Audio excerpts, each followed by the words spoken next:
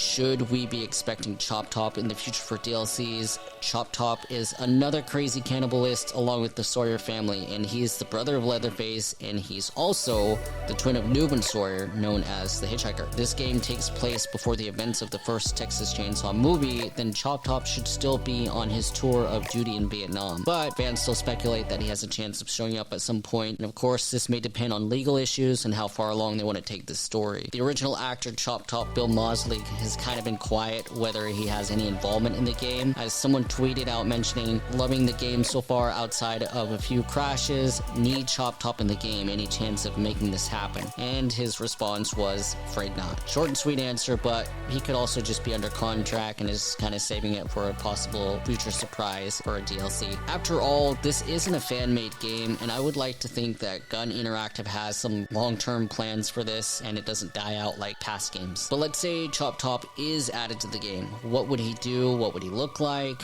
He is every bit of a classic. He's introduced in the second movie, and he's had a terrible head injury where a metal plate has been grafted into his scalp from his time in service in Vietnam. His wound and his metal plate has had him partially bald. Would he also carry around a dead corpse like he does throughout the film? For his weapons, he's shown carrying around a bent-up clothing hanger, a hammer, and a razor. He's pretty agile, so I imagine he'll have decent stamina by default with very low damage. And if we got Chop Top, would that mean we could possibly get Dennis Hopper as Lieutenant Lefty, or is that kind of a stretch? Only time will tell, but if they have the rights to more movies, they'll definitely have more to work with for future DLCs. I'm most excited to see what other locations they have coming to us. We already know about Junkyard coming along with the new family member Nancy and the victim player Danny, and I'll be sure to cover everything once they are released. I'm also curious what new maps and characters would you like to see in the future of this game, and what would their attributes be? Let me know in the comments.